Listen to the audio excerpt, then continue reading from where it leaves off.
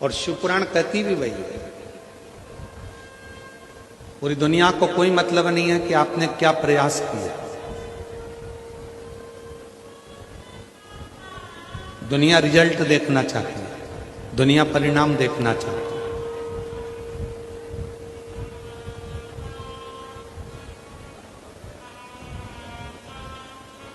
दुनिया को आपके प्रयास से मतलब नहीं है कि आप कितना प्रयास करें, आपने इतना ताम झाम लगाया, आपने इतनी व्यवस्था करी। दुनिया को इससे मतलब नहीं, दुनिया को तो केवल परिणाम से मतलब, दुनिया को केवल रिजल्ट से मतलब है, आपके प्रयास से नहीं। कितना पढ़ रहे हो, दिन रात कितना एक कर रहे हो, उससे दुनिया के लोगों को मतलब नहीं है। जब रिजल्ट आएगा तब देखा जाएगा कि रिजल्ट कैसा है, आपका परिणाम कैसा है। और ये केवल एक विद्यार्थी के लिए नहीं, ये केवल एक विद्यार्थी के लिए नहीं है, ये संपूर्ण जगत के लिए। कोई संत, कोई साधु, कोई सन्यासी, कोई तपस्वी, कोई साधक, कोई उपासक, कोई बैरागी, कोई त्यागी, कोई विरक्त, पूरी जिंदगी भगवान की अविरल भक्ति में निकाल दे, पूरी जिंदगी। और उसके जीवन काल में यदि उसको एक बार भी उस राम का, उन कृष्ण का, मेरे देव अधिदेव महादेव का दर्शन ना मिले तो समझ लो कि उसने पूरी जिंदगी प्रयास तो करा पर परिणाम तक नहीं पहुंच पाया, परिणाम तक नहीं पहुंचा। भारत की भूमि के,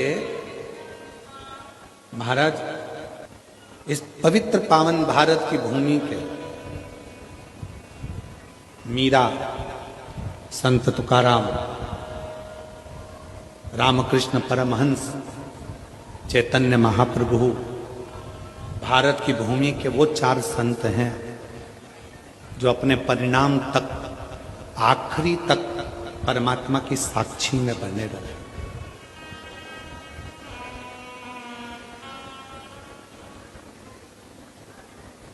ये भारत की भूमि के 4 संत वो हैं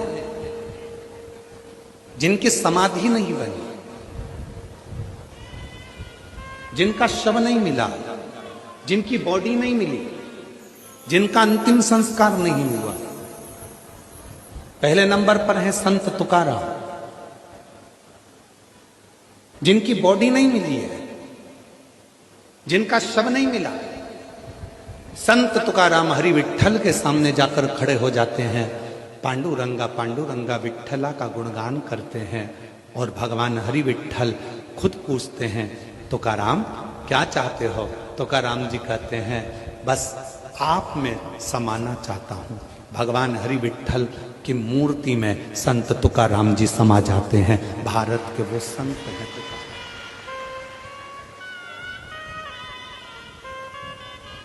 दूसरे नंबर पर रामकृष्ण परमहंस, भारत की भूमि के वो संत, शरीर में बड़ा रोग हो गया, कैंसर जैसा रोग शरीर के अंदर हो जाता है और स्वामी विवेकानंद कहते हैं, गुरुजी मां जगतजननी आपसे बात करती है तो मां जगदम्बा से कहना कि मेरा रोग समाप्त कर। भारत की भूमि के रामकृष्ण परमहंस वो दूसरे संत हैं जिनकी बॉडी नहीं मिली, जिनका शव नहीं मिला, जिनका शरीर नहीं मिला, जिनका अंतिम संस्कार नहीं हुआ। जब मां जगतजननी दुर्गा भवानी, मां कालका सामने प्रकट हुई, रामकृष्ण परमहंस से, रामा तुझे क्या चाहिए मांग ले।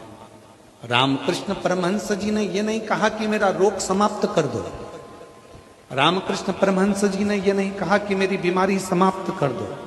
रामकृष्ण परमहंस जी ने कहा, मां बस जब मेरे प्राण छूटे मैं तुझ में समा जाऊं, इससे ज्यादा कुछ नहीं चाहिए तुझे। और भारत की भूमि के दूसरे नंबर के संत हैं रामकृष्ण परमहंस, जो जगत जननी जगदम्बा अम्बा में समा। भारत की भूमि के तीसरे संत हैं चैतन्य महाप्रभु जी, जगन्नाथ में समा गए। और भारत की भूमि की चौथी संत है मीराबाई। राणा लेने के लिए आया।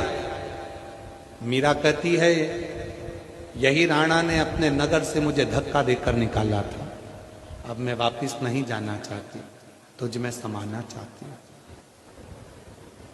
हाथ जोड़, मुझे वापस मत भेजो।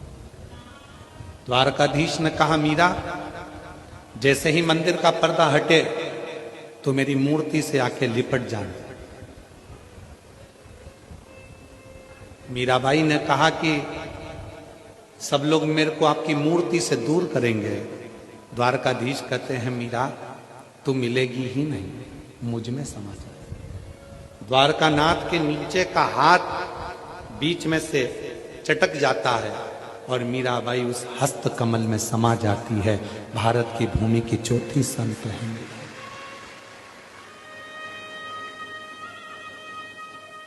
भक्ति करी, भजन का प्रयास करा, स्मरण करा, कीर्तन करा, मंत्र जाप करा, नाम जाप करा और आखिरी में परिणाम तक पहुंचा। परिणाम क्या? उस परमात्मा को पाना। परिणाम क्या है? उस परमात्मा को प्राप्त करना।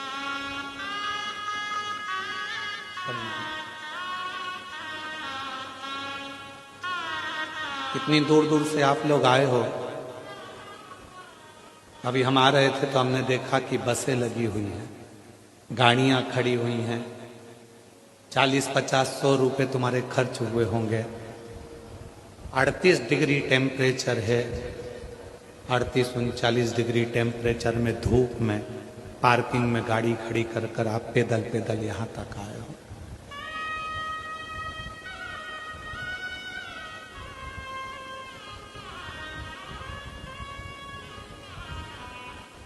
कथा को श्रवण करने के लिए, कथा को सुनने के लिए। प्रयास आपने किया, परिणाम का इंतजार पूरी दुनिया करती है। कथा में गई है, सुना है, कथा के पंडाल में बैठकर जो मांगो वो मिलता है। अब देखूं 3 महीने में मेरा भोले बाबा देता है कि नहीं देता, ये परिणाम का इंतजार सबको सबको करते हैं प्रयास, सब प्रयास, परिणाम का इंतजार।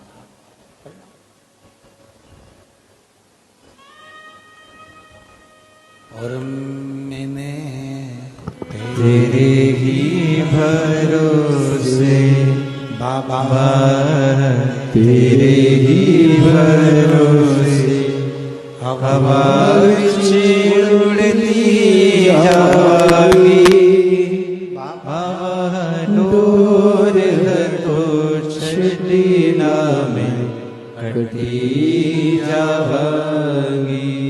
भोले मैं तेरी पतंग शंभो, मैं तेरी पतंग आविच उड़ती जागी।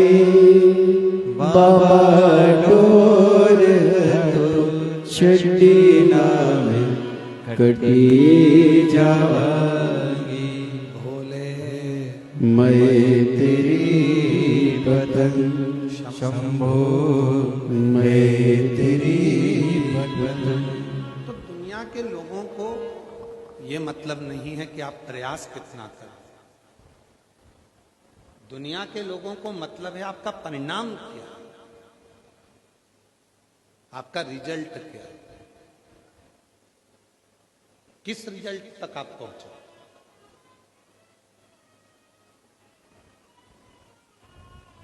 मेरी जीजियों, मेरे जीजाओं, मेरी बेटियों, मेरे बेटाओं, मेरे बुजुर्ग माँ बाप, ध्यान रखना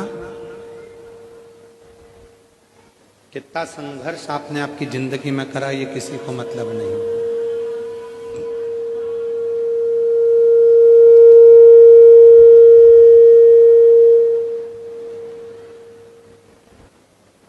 कितना संघर्ष आपने अपनी जिंदगी में करा ये किसी को मतलब नहीं।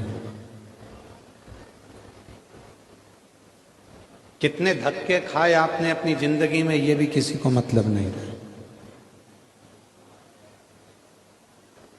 एक सास अपनी पूरी जिंदगी कष्ट में निकाल देती है, तकलीफों में निकाल देती है, दुख में निकाल देती है, परेशानियों में निकाल देती है,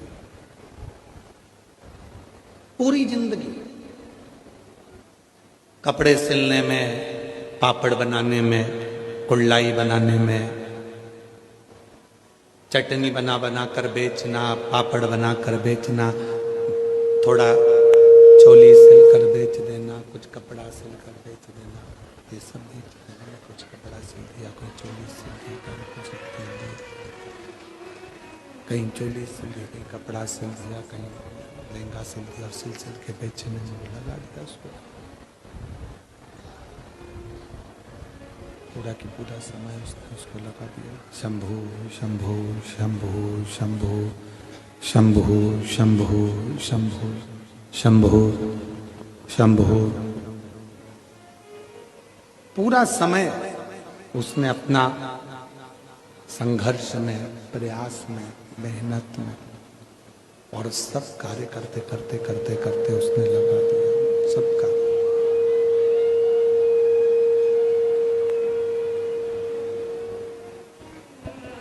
शंभु शरणे पड़ी मांगू घड़ी रे घड़ी, दुख काटो दया करी दर्शन आपो।